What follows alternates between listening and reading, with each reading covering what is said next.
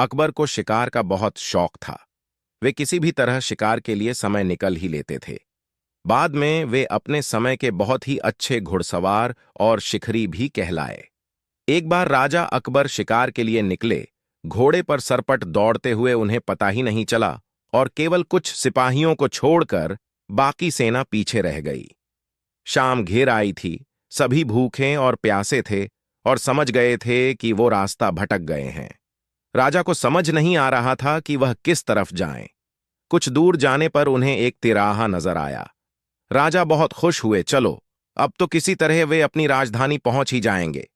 लेकिन जाएं तो जाएं किस तरफ? राजा उलझन में थे। वे सभी सोच में थे, किंतु कोई युक्ति नहीं सूझ रही थी।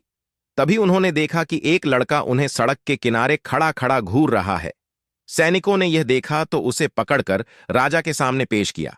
राजा ने कड़कती आवाज में पूछा, ए लड़के, आगरा के लिए कौन सी सड़क जाती है? लड़का मुस्कुराया और कहा, जनाब, ये सड़क चल नहीं सकती तो ये आगरा कैसे जाएगी? महाराज, जाना तो आपको ही पड़ेगा। और यह कहकर वह खिलखिलाकर हंस पड़ा। सभी सैनिक मौन खड़े थे। वे राजा के गुस्से से वाकिफ थे। लड़का फिर बोला, जनाब, लोग चलते हैं, रास्ते नहीं।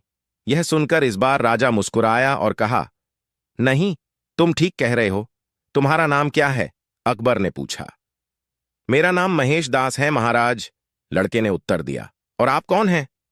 अकबर ने अपनी अंगूठी निकालकर महेश दास को देते हुए कहा, तुम महाराजा अकबर, हिंदुस्तान के सम्राट से बात कर रहे हो।